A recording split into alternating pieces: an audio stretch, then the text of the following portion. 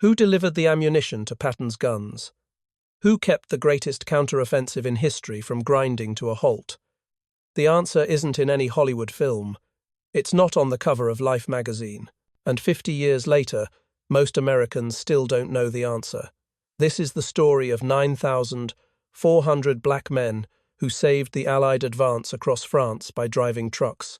It's 3:17 inches the morning on August 29th, 1944. No moon. A 23-year-old driver grips the wheel of a GMC 2.5-ton truck somewhere between Saint-Lô and Chartres. In the cargo bed behind him, 5 tons of 105mm artillery shells. The engine has been running for 14 hours straight. It won't stop for another 6. He can't see the road. Blackout driving orders, no headlights, no tail lights, nothing that might draw Luftwaffe night fighters. The only light in his world comes from 2 small reflective discs, cat eyes, mounted on the rear bumper of the truck 20 meters ahead. 2 glowing dots the size of quarters. That's all he has to navigate by. Miss them, and he's alone in enemy territory with a truck full of high explosives. His hands are slick with sweat, despite the cold. The steering wheel vibrates through his palms, road damage from the Wehrmacht's retreat, never repaired. Every pothole jolts the cargo bed, and every jolt reminds him that he's sitting on top of enough ordnance to vaporize a city block. The smell hits him in waves. Gasoline from the jerrycans strapped to the running boards, engine oil burning hot, cordite residue from artillery craters that pockmark the shoulders. 20 meters. That's the kill zone. If the gap between trucks stretches beyond 20 meters, the cat eyes disappear into the darkness. Lose visual contact, lose the convoy. And a lost convoy means a lost driver. The Luftwaffe loves solo targets. But close the gap too tight, 15 meters or less, and when the truck ahead breaks for a German roadblock or a downed bridge, there's no time to stop. You plow straight into 5 tons of ammunition. Either way, you don't go home. He's been driving this calculation for 20 hours a day, every day, for 2 weeks. 4 hours of sleep grabbed in the driver's seat while another convoy rumbles past on the return trip. No breaks, no relief, because somewhere ahead, Patton's Third Army is burning through 400,000 gallons of fuel per day, firing 8,000 artillery rounds per day, and if those supplies don't arrive, the entire offensive collapses. The Germans regroup. The war drags into 1946, maybe 1947. Everything depends on him staying awake. Everything depends on those 2 glowing dots. But what none of them know, not him, not the 6,000 other drivers running this same road tonight, not the 75% of them who are black men driving segregated trucks in a segregated army fighting for freedom they don't have back home. What none of them know is that in 50 years, history will have forgotten all their names. They called it the Red Ball Express. The name came from American railroading, a red ball. Freight was a train that had absolute priority over everything else on the tracks. No stops, no delays, straight through to destination. From August 25th to November 16th, 1944, 81 days, the Red Ball Express became the logistical lifeline of the European theatre. Its mission: haul supplies from the Normandy beachheads to frontline units advancing so fast they'd outrun their own supply chains. The numbers tell a story that shouldn't be possible. 6,000 trucks operating simultaneously around the clock, 12,500 drivers and support personnel running a continuous loop across northern France. And here's the detail that somehow never made it into the history books. 75% of those drivers were black soldiers, assigned to segregated transportation units.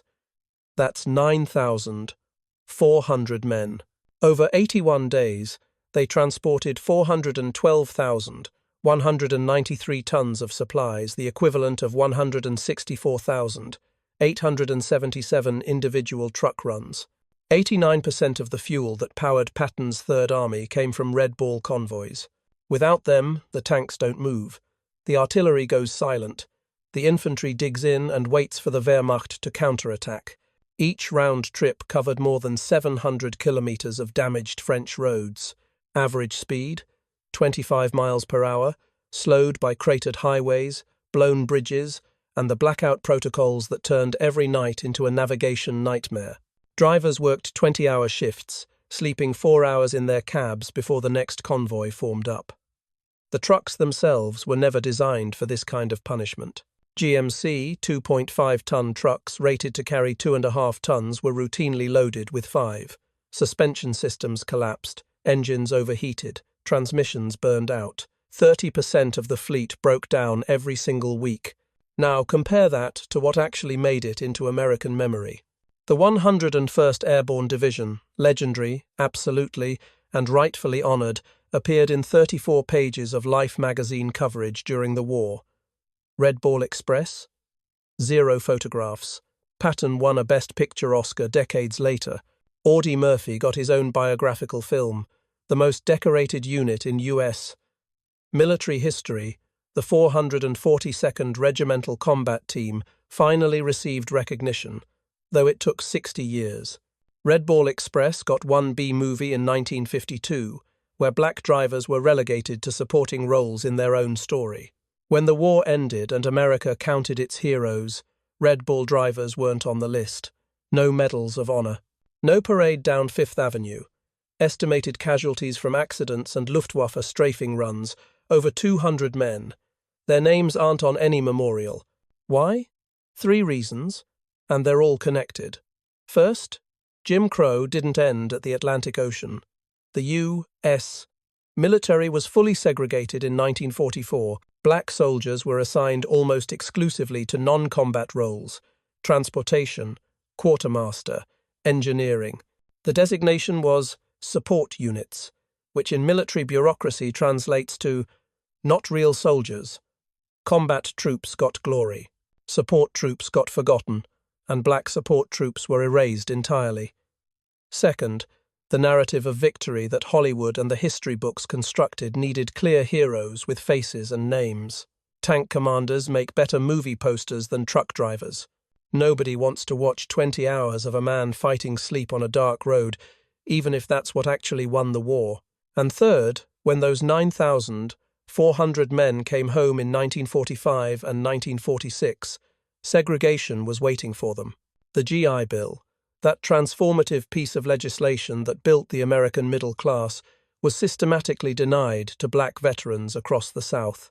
White veterans used it to buy homes, attend college, start businesses. Black veterans in Mississippi, Alabama, Georgia. 90% of loan applications rejected. They had no political power, no platform, no way to tell their story. So the story died with them. 90% of war is logistics. But 90% of war movies are about combat. That gap, that's where 9,400 men disappeared from history. Sergeant William McIntosh, 32 years old, former bus driver from Mobile, Alabama, has been staring at 2 pinpoints of light for 14 consecutive hours.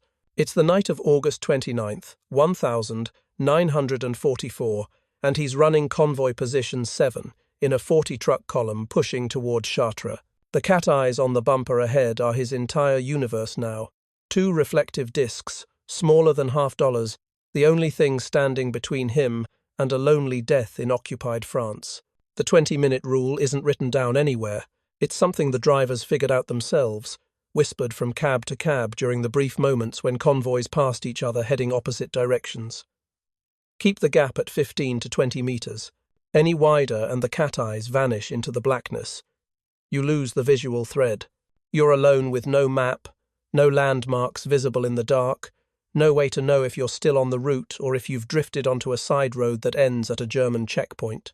Narrower than 15 meters and you're riding the bumper of a truck loaded with explosives, and when he brakes for an obstacle, you're going to find out what 5 tons of ammunition looks like when it detonates on impact. McIntosh's eyes burn like someone's holding matches to them. Every 20 minutes he punches his own thigh hard enough to leave bruises, anything to spike the adrenaline and push back the sleep that's trying to drag him under. His hands have memorized the vibration patterns in the steering wheel. There's a shimmy that means the truck ahead is drifting left, a sharp buzz that means hard braking coming. He's learned to read the road through his palms. Hour 14, and his vision is starting to tunnel. The cat eyes develop halos. Then double images. He blinks and the world swims back into focus, but each time it takes longer. Behind him, Private Jenkins flashes his headlights 3 times. Distress signal. Mackintosh sees it in his mirror, 3 quick bursts of light that might as well be a flare for any Luftwaffe patrol within 10 kilometers. Jenkins needs help. Blown tire. Probably. Or engine trouble. Rule number 1. The rule that keeps everyone alive. Convoys never stop. You stop, you break the chain. 40 trucks accordion into chaos. You become a stationary target. Mackintosh keeps his foot on the gas and says a prayer he doesn't quite believe in that Jenkins survives whatever's coming. He'll find out in the morning if that prayer worked. 6 other trucks from that night's convoy don't make it back to the depot. Jenkins does. Somehow. 11 minutes to change the tire in total darkness, and then a desperate chase to catch the tail lights disappearing ahead. 11 minutes during which he was absolutely alone. September 1944. A GMC engine dies 60 kilometers from the front line. Rain coming down in sheets. German patrol confirmed 3 kilometers west and sweeping closer. 8 men from the maintenance unit, all of them former Ford mechanics from Detroit. All of them black. All of them working on a truck they can't see because flashlights draw snipers like moths. They work by touch, hands moving over engine components, fingers reading the machinery like braille. Which hose is leaking? Which gasket has blown? The oil is still hot enough to burn through their gloves. Pass me the 9/16. No answer. Can't see shit, Sarge. Feel for it. Count from the left. Metal clinks against metal. Then the sound every mechanic dreads, a bolt hitting mud, disappearing into the dark. Leave it. We got 9 minutes. 9 minutes before the German patrol completes its sweep of this sector. 9 minutes to bypass a fuel pump that would take an hour to fix properly in daylight. They rig it with wire and prayer. The engine coughs, catches, roars back to life.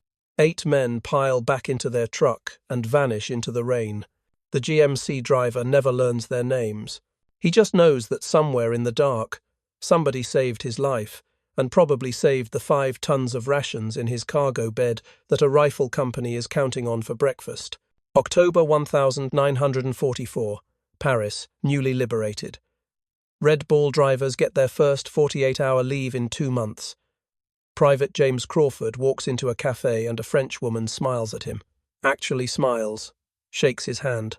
Her father buys him wine and calls him Liberator. There's a dance that night, and French girls dance with him. They don't flinch. They don't look away. For 48 hours, James Crawford is just a soldier. Just a man. Just a human being who helped free their city. He writes a letter home to his mother in Alabama.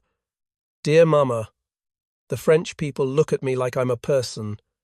They shake my hand. Their daughters dance with me. I forgot that back home, I can't sit in the same bus row as them. I'm fighting for a freedom I've never had. I don't know whether to feel proud or angry. On the hood of his truck, an American flag with a victory star.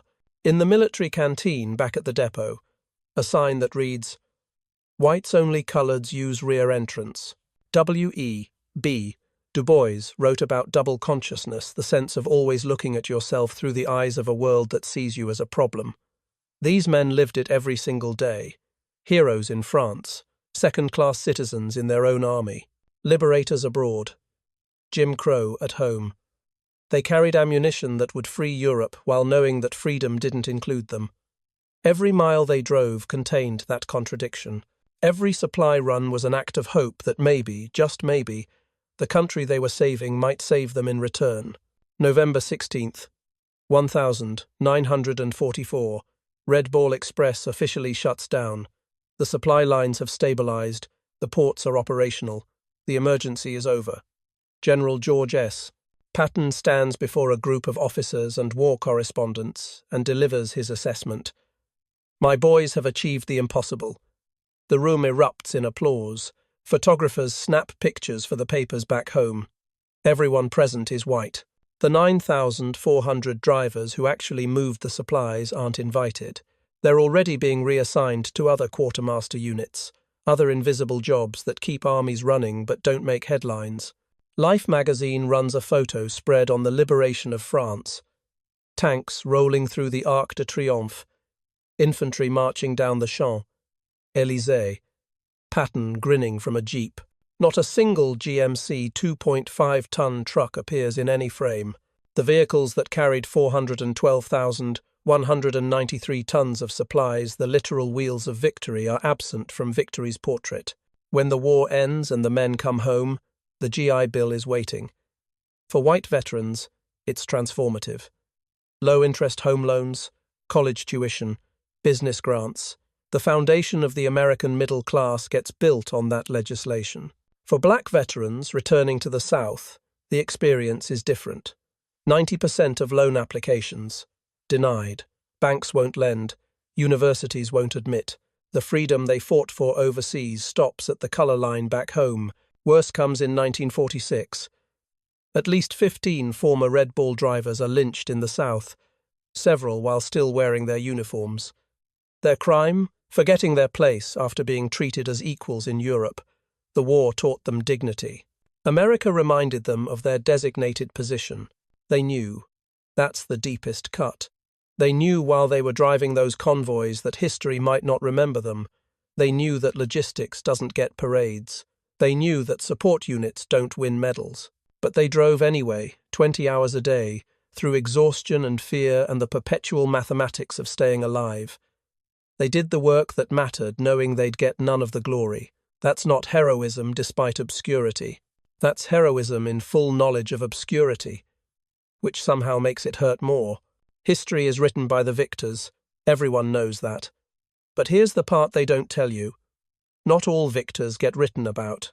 The Red Ball Express moved more tonnage than the Berlin airlift, but ask anyone to name a single driver and watch the silence spread.